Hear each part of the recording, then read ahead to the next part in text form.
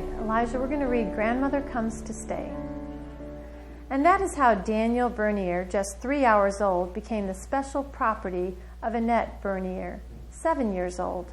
Of course, the kind village nurse stayed for some time to bathe and feed him, and when she left, Annette's father paid a woman from the village to come and nurse him. But he belonged to Annette, and nobody ever spoke of him as anything but Annette's baby. For, once the first great shock of her grief was over, Annette gathered up all the love of her sorrowful, lonely little heart and poured it out on her little brother. She held his bottle for him and sat quietly by his cradle, lest he should wake and want her. She ran to him in the night if he awoke or whimpered, and carried him out to the balcony at midday so that the sun might shine on him. In this atmosphere of love and sunshine, the baby grew until there was no other baby of his age in the valley equal to him for strength and beauty. He slept and awoke and chuckled and fed and kicked and slept again. In fact, he never gave a moment's anxiety to anyone. So you want to tell me how Annette cared for her brother? Yes. She poured her love on her the baby, and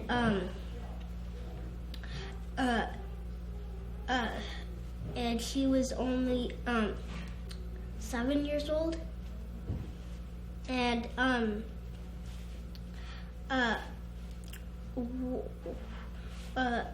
someone came to nurse the baby, and after that, the Bornier's father, the Bornier's father paid somebody to look after him, and when he cried and whimpered in the night, Annette came down and she took him out of the cradle and in midday, and sat with him in the sun, so the sun could shine on him. Mm-hmm. Anything else? Mm-mm. Okay. He was born under a lucky star, exclaimed the woman from the village, gazing at him thoughtfully. He was born under a Christmas star, said Annette solemnly. I think he will always be good and happy. How he grew! By the time the sun was beginning to melt the snows and the crocuses were pushing up in the pale fields, they were having to think about new clothes. And as soon as the cows had gone up the mountain, he cut his first tooth. Annette knew nothing about first teeth and expected no trouble, so the baby himself forgot that it should have been troublesome. Instead of fretting and crying, he merely giggled and sucked his fists. By the time the beech leaves were flaming like golden torches among the dark pines and the first blizzards began to blow over the mountains, Danny was moving round and his cradle could keep him no longer. He wanted to explore everything from the stove to the balcony steps, and Annette spent an anxious few weeks hauling him out of danger. In the end, she decided she could bear the strain no longer, so they tied him by one pink foot to the leg of the kitchen table, and he explored in circles, and life became more peaceful. So a lady in the village says he was born under a lucky star. The lady who took care of him said he was born under a lucky star, and Annette said he was born under a Christmas star, and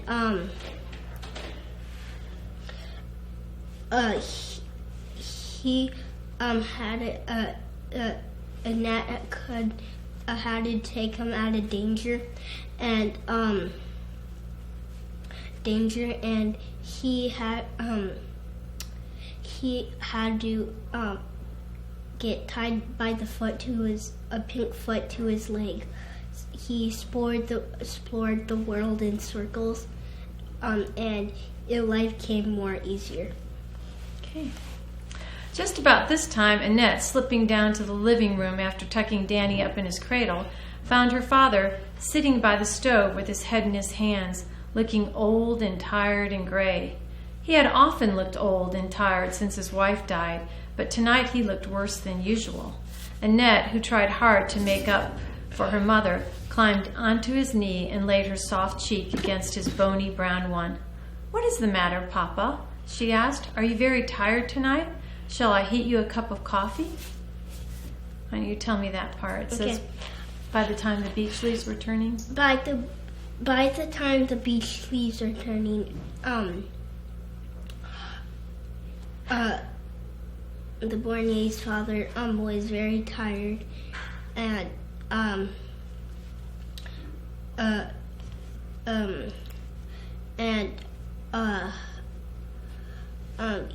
Annette came by and said, "Are you very tired?"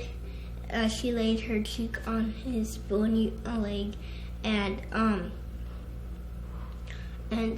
said, "Should I heat you up a thing of coffee?" That's all. Okay. He looked down at her curiously for a minute or two. She was so small and light, like some golden-haired fairy, but how sensible and womanly she was. Somehow during the past year he had made a habit of telling her his troubles and even listening to her grave advice. So now he drew her head against his shoulder and told her all about it. "We shall have to sell some of the cows, daughter," he explained sadly. "We must have some more money or there will be no winter boots for you." Annette raised her head and stared at him in horror. They had only 10 cows, and each one was a personal friend. Any one of them would be missed terribly. She must think of a better way to earn money than that. "You see," went on the father, "other men have wives to look after their little ones. I have to pay a woman to nurse Danny, and it comes dear. Yet someone must look after him. Poor little fellow." He looked down at her curiously for a minute or two. He looked down curiously for a minute or two. He said, "Someone is gonna have to look. We have to go sell one of the cows." And she looked at him in horror. She said, one of the cows, they had 10 cows, and one of them went, they would be missed badly, and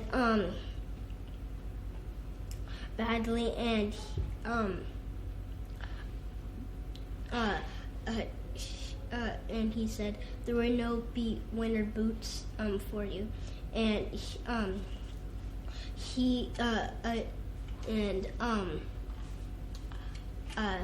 that's all. Okay, give yourself a little minute. Can you think of something else?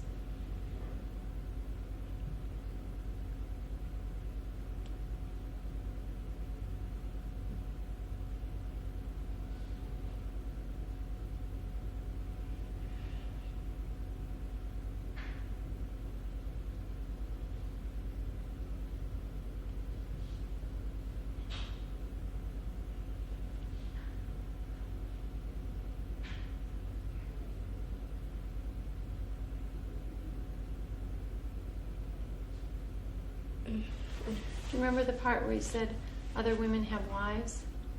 Other women has wives. And do you remember what happened next? Mm. Okay. It was the part he said that he had to hire someone to take care of Danny. And so he didn't have money like other people did because the wives usually stayed home and take care of the children.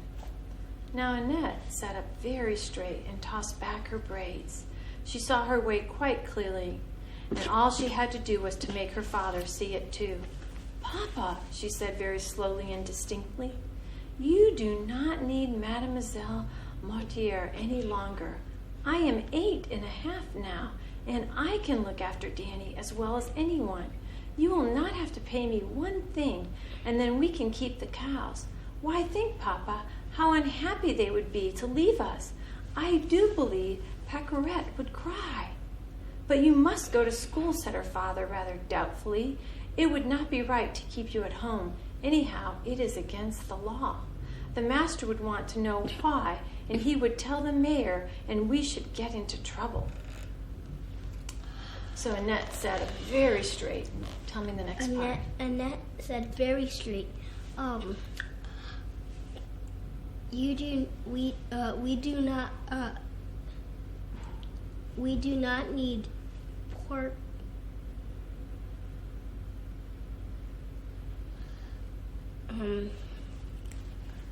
We do not need cornmeal, and she said, "I'll stay and take care of Danny," and she said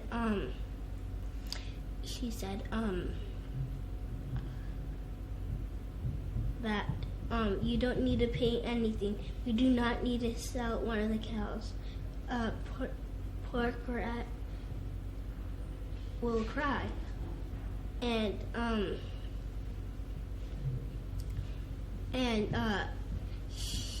the schoolmaster would worry and ask the mayor, and we would be in deep trouble. Okay. But it is much more important to look after Danny, answered Annette, wrinkling her forehead. And if you explain to the master, he would understand. He is kind, and he is a friend of yours. Let us try it and see what happens. I will do my lessons here in the kitchen. Papa, every morning, and Danny can play on the floor. It is only for 4 years. When Danny is 5, he will go to the infant school, and I can take him down and go to the big school. Her father continued to look at her thoughtfully. Small as she was as clever as a woman in looking after the baby, and she was handy about the house, but she could not do the cooking or knit the stockings or do the rough, heavy work, and besides, she ought to have some schooling. He sat thinking in silence for a full 5 minutes, and then he had an idea. She said, it will be only for 4 years. When Danny grows up, he can go to the infant school, and I can walk him down, and I can go to the big school. Annette could not do the big hard work. She could not knit the stockings, and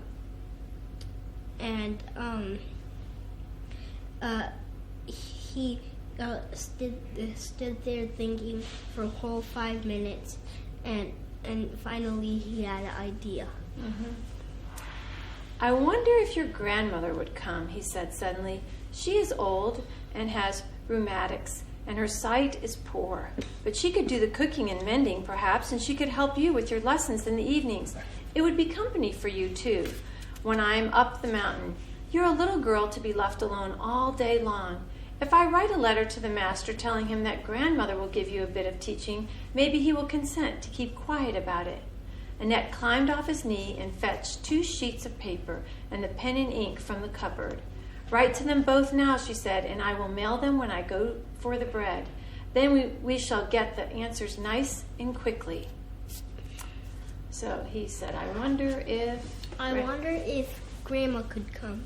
And she is very old and her sight is poor. But she could do the cooking and mending for you and cooking. She said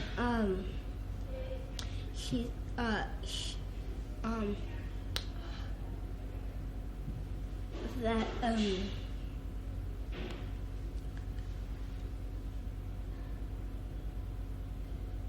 and then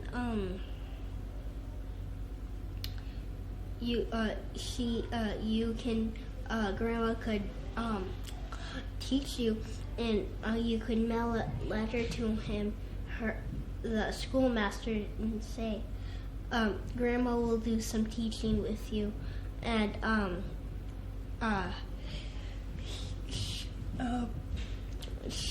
he could be quiet about it and that's all. Okay. That's all for today, too. Thank you for your time, Elijah.